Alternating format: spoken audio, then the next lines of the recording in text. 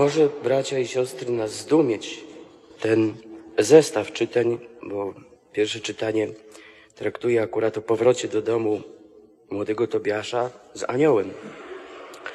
Ale na skutek tego powrotu rodzice doznają wielkiej radości, już nie mówiąc o uzdrowieniu starego Tobiasza ze ślepoty. Jest radość, wchodzi radość i pokój do tego domu. Ewangelia mówi o innym powrocie, o powrocie do domu złego ducha, który nigdy nie wraca już sam, tylko z 7 innymi złośliwszymi. Anioł wprowadził Tobiasza do domu rodzinnego, prowadził go też do ukochania Sary, przeprowadził go przez wiele różnych etapów, ale później, gdy Tobiasz już się radował szczęściem małżeńskim z Sarą, z powrotem wraca, przeprowadza Tobiasza do domu rodzinnego. Taka banalna historia, może nawet z hollywoodzkim happy endem, chciałoby się powiedzieć. Ale nie jest tak. Tak się tylko wydaje. Księga Tobiasza rozciąga się między 2 domami. I to jest takie ważne przy czytaniu tej księgi, że właściwie cała historia jest między 2 domami. Między domem Sary i między domem Tobiasza.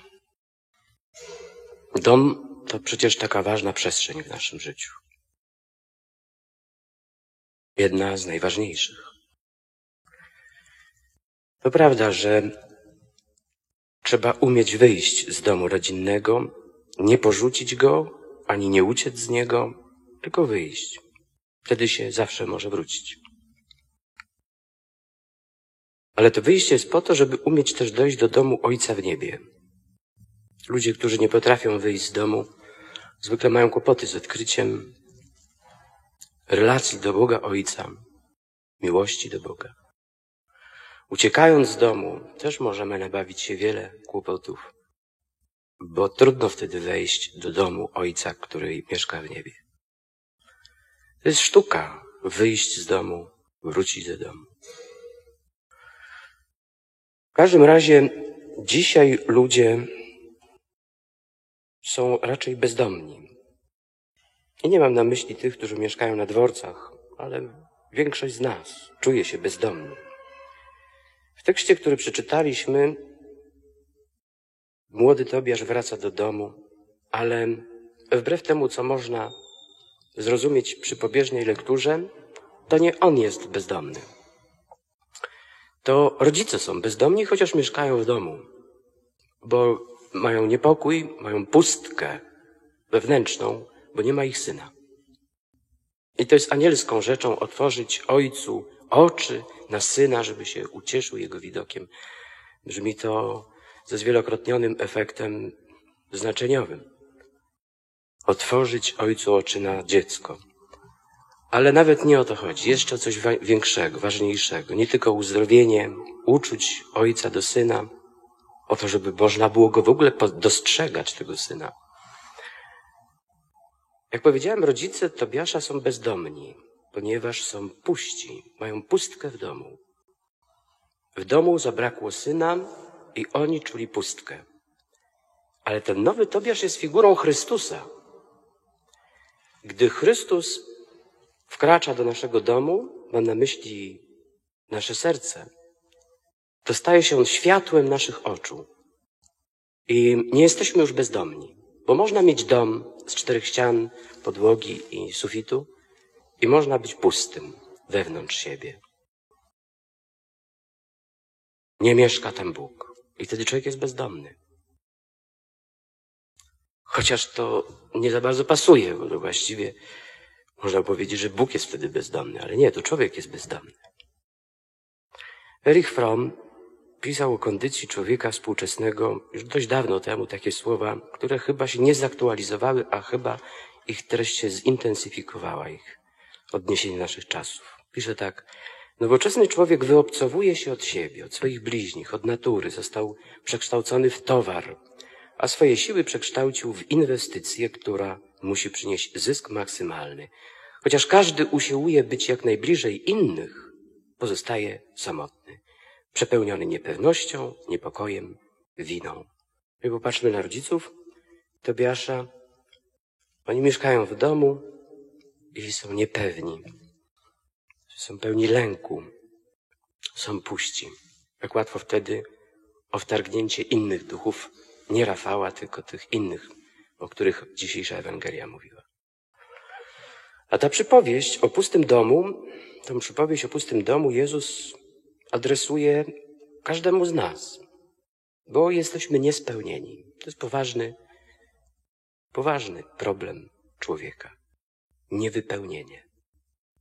Taka pustka. Taka pustka w środku, że aż człowiek się boi wejść do pustego pokoju, albo boi się być sam w domu, albo boi się, że nikogo nie ma wokół niego. I tak się tego boi, że jest w stanie zrobić wszystko, byleby nie poczuć tego, co ma w środku. Jezus nie mówił oczywiście o domu ze ścian, ale o naszym wnętrzu, które jest puste i dlatego się czujemy bezdomni. I że w taką sytuację bardzo łatwo wchodzi zły duch. Nie dlatego człowiek jest bezdomny, bo nie mieszka w swoim domu, ale dlatego, ponieważ w jego wnętrzu jest pustka.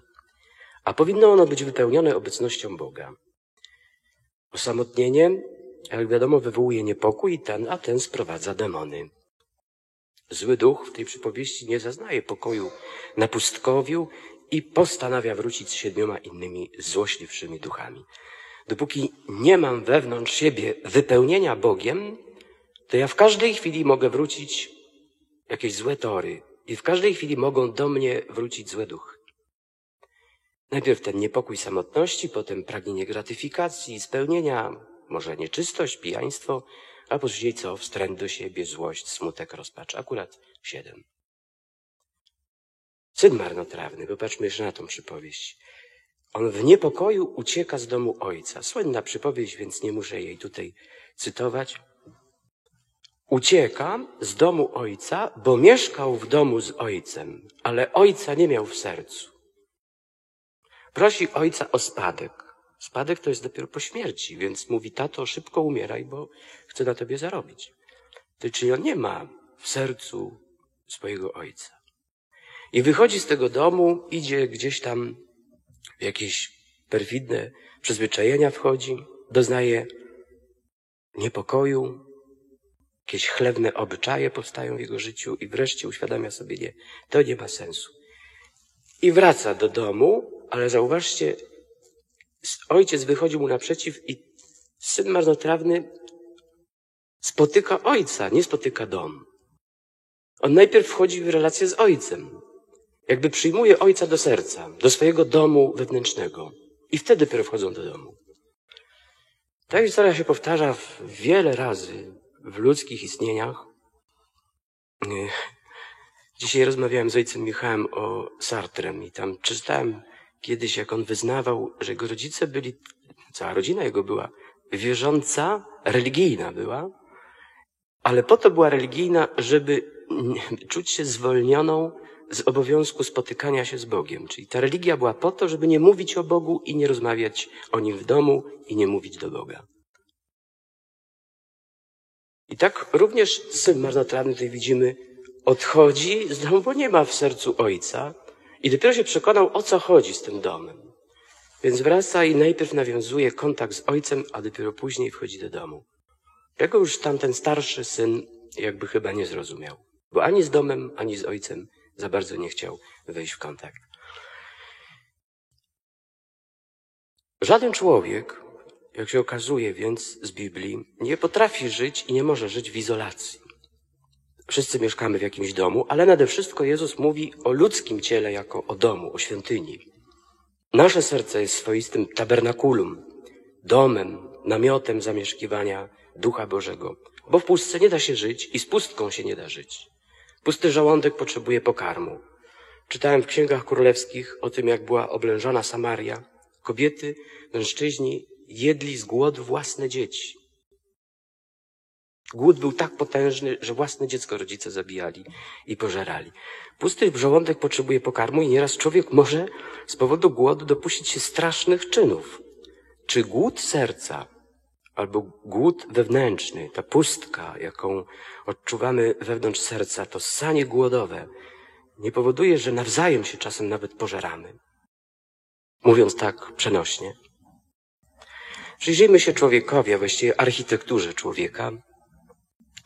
Tak jakbyśmy patrzyli na człowieka jak na budynek, jak na obrazach René Magritta. Taki człowiek, który jest szafą, albo człowiek, który jest budynkiem.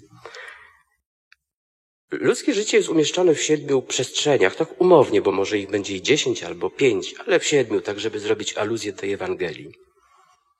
Najgłębszą przestrzenią, takim komnatą komnat, jest oczywiście serce, w którym skrywamy swoje, najogólniej mówiąc, myślenie. Przestrzeń druga i uczucie. Może 2 pokoje są, powiedzmy, w tej komnacie. Uczucia i myślenie.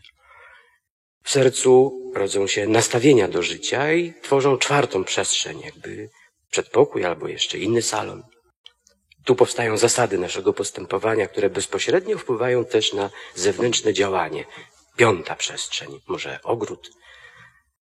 Następną przestrzenią jest rzeczywiście nasz dom rodzinny, ale przede wszystkim mam na myśli relacje, jakie tworzymy z ojcem, matką, dziećmi, mężem, żoną i tak dalej.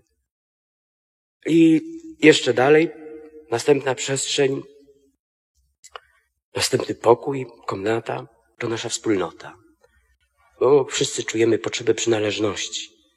I to jest w nas wbudowane. Łączymy się. Bóg tego zresztą chce. Tworzymy wspólnotę, tworzymy dom. Czasem się o ojczyźnie też mówi dom. Mówi się o kościele dom. I wreszcie ostatnia przestrzeń, wydaje się, że ona jest ostatnia, ale jest bardzo ważna. To jest autorytet, to jest pasterz, to jest Chrystus. I On tworzy jakby już ogromny pałac, nie wiem jak to nawet porównać. Ogromną budowlę, w której te nasze wewnętrzne przestrzenie są poumieszczane. Tak. I On promieniuje na nas swoimi przykazaniami, swoim wzorem, swoją miłością, swoimi słowami. Jeśli w tym domu wszystko jest w porządku i mieszka tam Duch Boży, to architektura się trzyma. I we wszystkich tych przestrzeniach, które wymieniłem, powinniśmy doznawać łaski Bożej. To znaczy przychylności Boga, Jego miłości, Jego bliskości. Zarówno bezpośrednio, tam wewnątrz serca, jak i na zewnątrz poprzez autorytet pasterza, autorytet Jezusa Chrystusa, który jest reprezentowany na przykład w kapłanie, czy w jakiejś osobie, która nam Go zbliża. We wszystkich tych przestrzeniach powinniśmy doznawać łaskawości Boga, czyli miłości. Brak przychylnej miłości może wpłynąć na nasze zgorzknienie. Winfried Hachen, odwołując się do tekstu z listu do Hebrajczyków, właśnie tak to dowodzi, że kiedy człowiek nie doznaje w tych podstawowych przestrzeniach łaskawości Boga, która może się wyrażać również przez miłość jakiegoś człowieka do mnie, czy miłość ludzi, to w sercu powstaje gorzki korzeń. Posłuchajcie tego tekstu z listu do Hebrajczyków. Baczcie, aby nikt nie pozbawił się łaski Bożej. Czyli pilnujcie tego, żeby nie stracić łaski Bożej. Co to jest łaska Boża? No najogólniej mówiąc, łaska uświęcająca również, ale przyjaźń z Bogiem, taka relacja z Nim, podtrzymywanie tej relacji, doznawanie przychylności Bożej. I mówi dalej tak. Baczcie, aby nikt nie pozbawił się łaski Bożej, aby jakiś korzeń gorzki, który rośnie w górę, czyli odwrotnie, nie spowodował zamieszania, a przez to nie skalali się inni. Taki niebezpieczny tekst, powiedzmy niepokojący. Kiedy ja się pozbawiam łaski Boga, czyli odcinam się od doznawania miłości od Boga, to może mnie to doprowadzić do zgorzknienia i w moim sercu wyrośnie zatruty korzeń żalu i złości. Grecki język nazywał gorzki korzeń rhidza pikrias.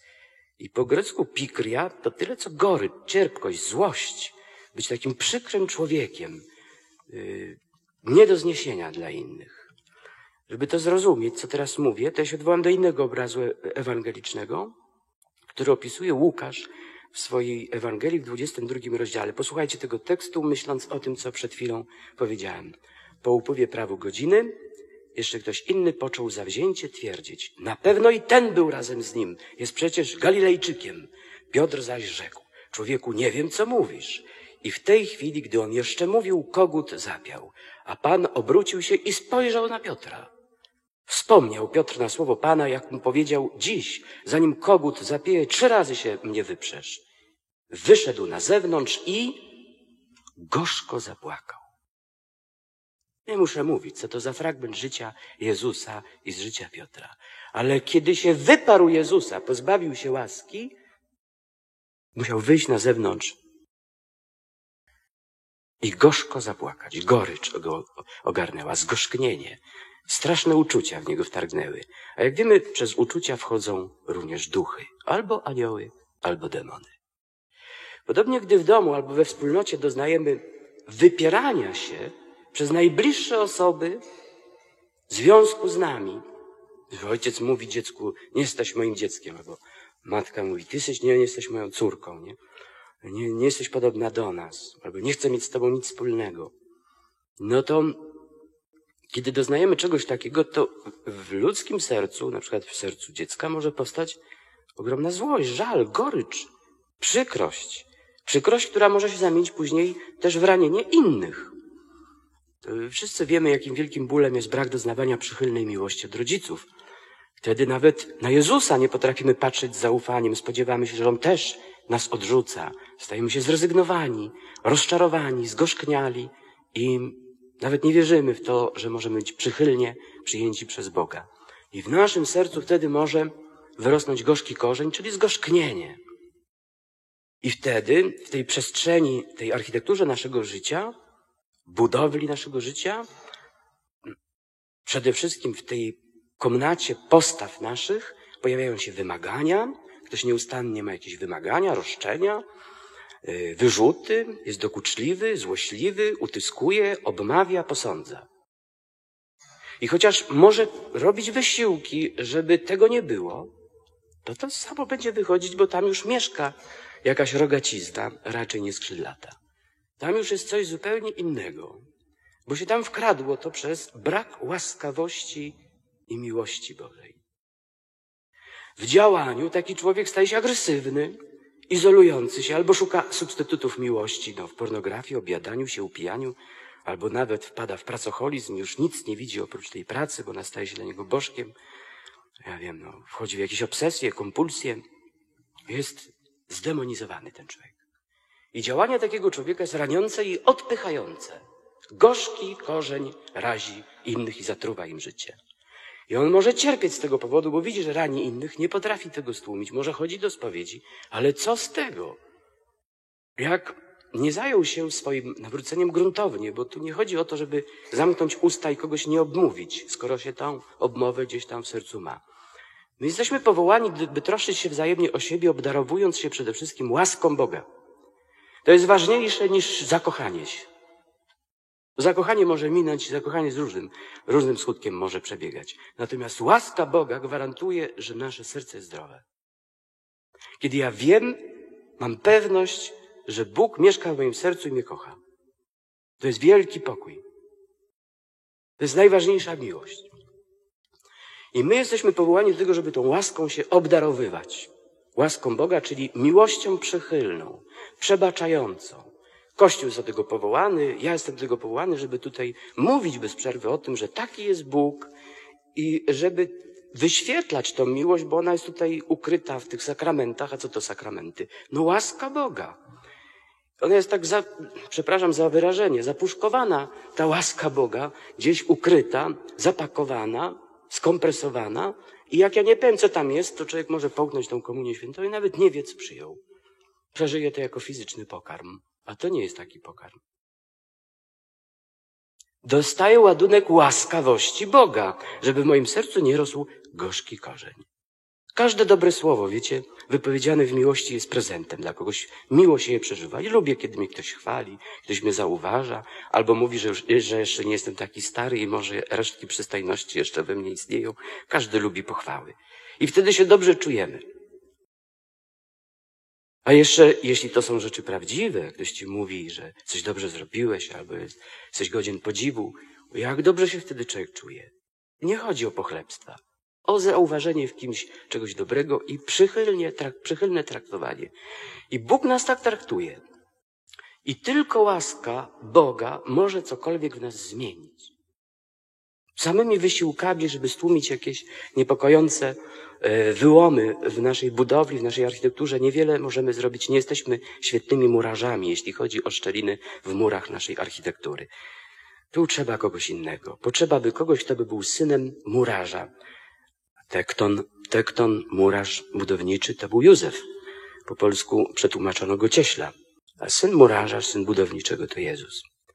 Potrzeba się wzmacniać łaską. Jeszcze gdzie indziej list do Hebrajczyków mówi tak, w 13 rozdziale. Posłuchajcie. Nie dajcie się uwieść różnym i obcym naukom. Dobrze bowiem jest wzmacniać serce czym? Łaską.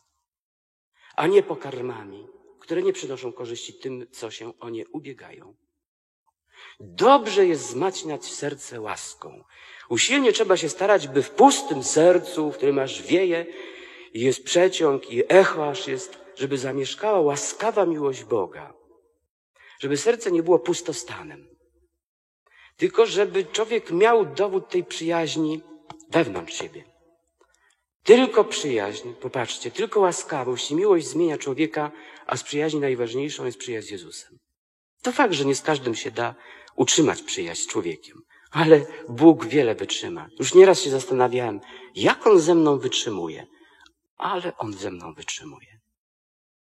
Już nieraz myślałem sobie, no nie, tego to już Bóg nie zniesie we mnie, chyba mnie odrzuci.